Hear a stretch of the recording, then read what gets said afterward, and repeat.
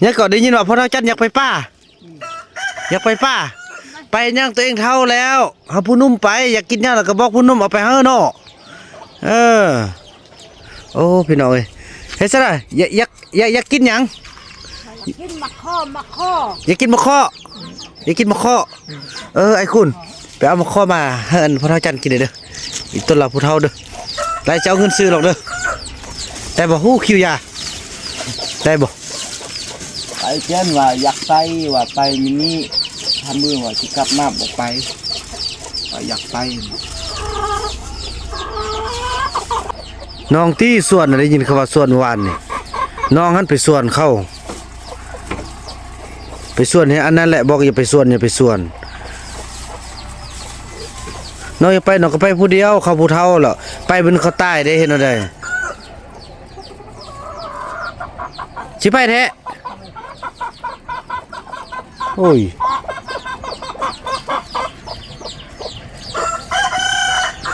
วิธีชีวิตให้เขาเจ้าไปสุดทางคือกับไม่เท่ามีเลยพี่น้องให้เนาะหาไปคือกับไม่เท่ามีขอบใจFCผู้มีน้ำใจแบ่งปันเหมือนฟ้าบันดาลให้สร้างรายการนี้มาสวยเหลือคนทุกข์คนจนหรือคนด้อยกว่าด้วยแห่งศรัทธาบุญนำพาได้มาร่วมทาง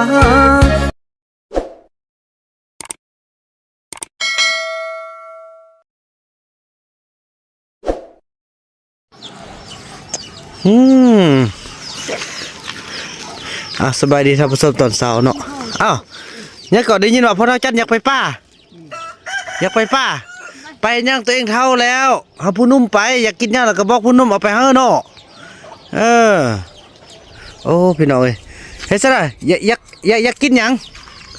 กินมะข้ออยากกินมะข้อไอ้คุณไปเอามะข้อมาให้อันพ่อเฒ่าจันกินเด้ออีกต้นละผู้เฒ่าเด้อได้เจ้าเงินซื้อหรอกเด้อได้บ่ฮู้คิวยาได้บ่ไปเช่นว่าอยากไปว่าไปมินี่ทำมือว่าจะกลับมาบอกไปว่าอยากไป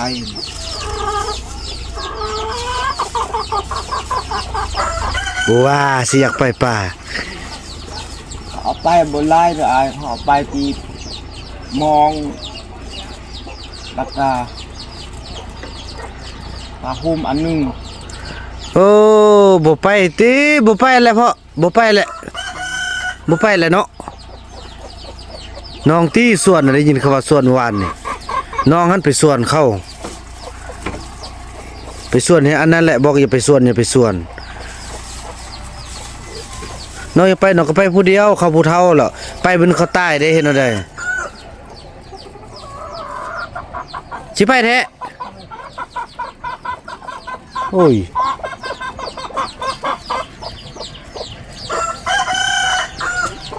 เฮ็ดซะเด้อ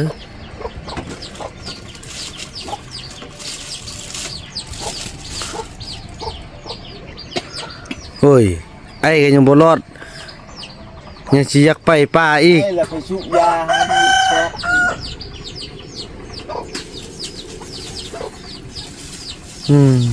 ไปก็ไปตามใจเราแล้วเราอยากไปเนาะแต่ว่าน้องนี่ต่อไปบ่ต้องส่วนได้คุณเด้อได้ยินอันเขาว่าเซาลีว่าน้องส่วนในเมื่อวานนี่เราจึงไปเห็นบ่เราเฮ็ดซะได้ไปนะมันบนรถอยู่ที่ไปชอบกินกินแล้วก็ชามือเกิดมาว่าบอกไปนอนอย่างนี้สัตว์ก็ตามใจสิไปก็ไปไปหลายสิติดตามเบิ่งเพื่อให้เราดีเจอซะเนาะเด้อลี่น้องอยู่เฮือนแล้วเบิ่งเฮือนท่าเด้อไอ้พ่อไอ้สิเก็บหญ้าเก็บหยังไปให้เราแล้วก็เบิ่งให้เราสิซอกได้ซำได้เนาะเพราะว่าเป็นห่วงคันว่านั้นแหละก็สิโทรบอกเพราะวันเอารถไปรับเอาบ่คือสิบ่รอดละเท่าแล้วเนาะมันเท่าแล้วสิไปซอกยังกินเนาะซอกมันยังกินลองเบิ่งเนาะพวกน้องยินดีท่าเด้อ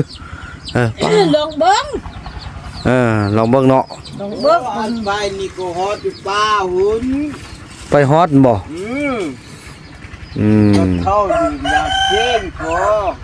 อืม รถก็มีหลายโอ้รถเข้าไปงัดมัน ไปพระเจอขี้ แต่ฮอดหันจอดอยู่หันแล้วก็ขึ้นหันฮอดพอวันหันแล้วก็กินข้าวพอวันหัน อืม กินข้าวแล้วก็อู้ความอีกพอหันหักแม่นอ่ะเออ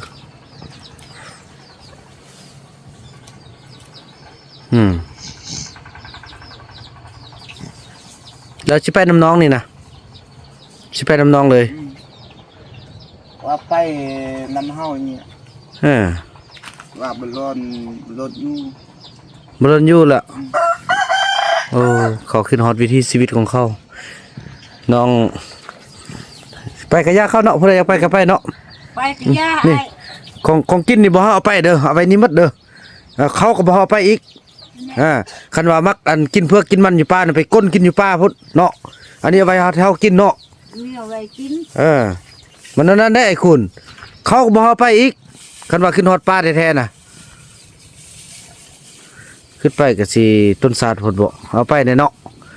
ไปแบกเอาเข้าหั่นก็เช่นว่าไปเอาเข้าลอยยิ้ว ไปน้องก็สิพาไปนำ เอาหญ้าไปเนี่ยรถก็บ่อึด รถก็บ่อึดบ่ฝนก็สิตกอีกนี่ฝนสิตกได้น้องบ่ยานนี่ ตกที่ โอ้ตกแค่นี่หุ่นเนาะมืดมาแล้ว คุณตกคุณตกเกียกเครื่องจักรบัด ฝนตกก็เช้าเฮือนตูบอันงัดมันเนี่ยเช้าหัน อันน้องแท้ไปได้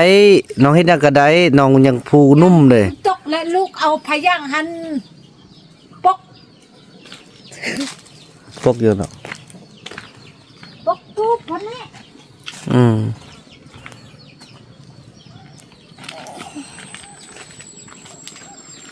โอ้นั่นเราก็สิไปบ่พระอาจารย์โอ้พี่น้องเอ้ยนั่นเราก็สิไปบ่รอดพี่น้องเอ้ยสนี่นะนั่นเราก็สิไปว่าซั่นแน่น้องไปเอาผ้าบัดตัวนั้นนู่นอยู่เฮือนอายพุ่นน่ะมาปกไว้พอแก้มฝนสิตกพี่น้องเอ้ย ตกมันจักมัดอะไร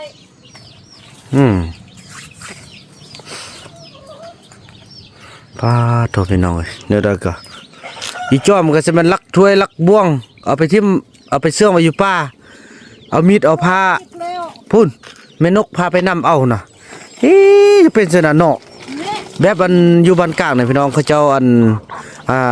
FC หลายคนเนาะถามว่าเอ้าเขาเจ้าเอาผ้ามาแต่ใส่เอากาแฟมาแต่ใส่อันนี้แหละพี่น้องความเก็บพอมองเข้าน่ะมักอยู่ในป่าลิ้นอยู่ในป่าแบบนี้แหละพี่น้องเอ้ยโอ้ยลูกคิวยาสูบเนาะคิวแท้ว่ะพี่น้องไปอยู่หม้อบ่ได้ต้นสัตว์บุญมีเนาะเพราะตอนนี้จะเจียบุญมีอยู่เฮ้ย บุญมีบ่ปลาบ่ติงจังเลยป้าพี่น้องเฮ็ดจังไดวะสิให้บ่าวบุญนำติดตามไปบ่เป็นห่วงพ่อเฒ่าจันหรือว่าเฮาปล่อยให้เราไปบ่บ่าวบุญนำจะติดตามไปพี่น้องเอ้ยตอนนี้ให้เขาย่างไปก่อนรถจะบอกพ่อวันเนาะจะบอกพ่อวันว่าเบิ่งอันจุนั้นให้เด้อคันเขาฮอดพุ่นแล้วบ่าวบุญนำจะเอารถจักรแล่นเข้าไปพี่น้องเอ้ยเนาะนี่บ่าวคูณพี่น้องบ่าวคูณสักส่วนไปพี่น้องเอ้ยโอ้ถ้าเอานี้แล้วเป็นอันนี้จังไดแบบนี้เน่อยู่กองเห็นบ่มีบ่น้อง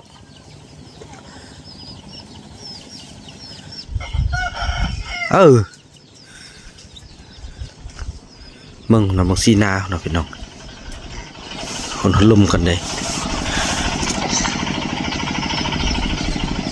เท้านี่แล้วเป็นอันนี้เอาแถวอ่ะ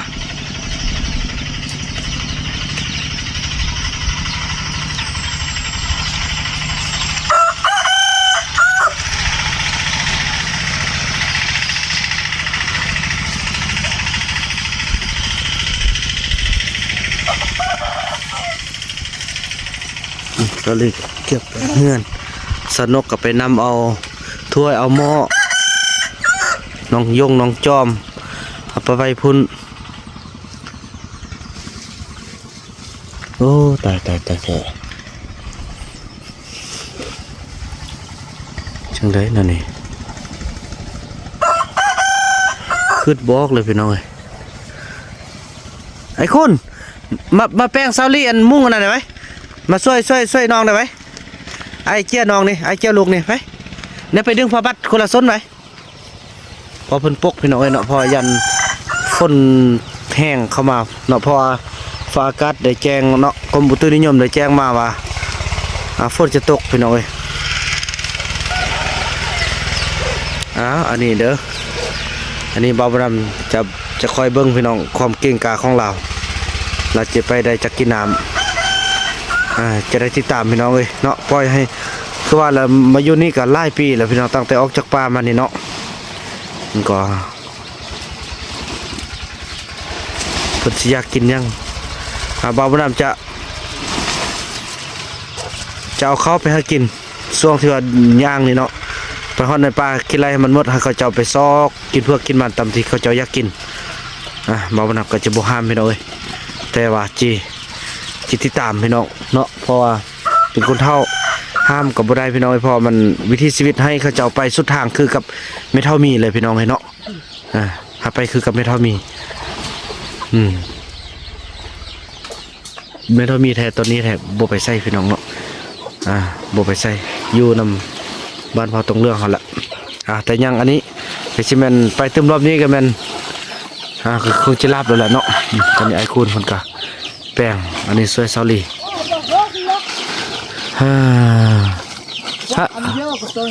ไอ้คุณแป้งให้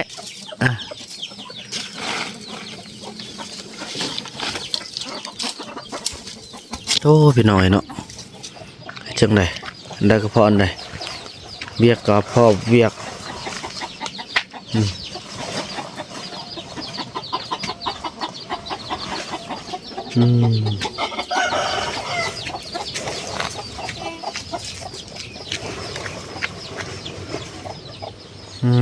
ี่พี่น้อยจะได้ไปติดตามล่ะเนาะนั่นแหละกะติดตามล่ะพี่น้อยว่าได้ติดตามเนาะ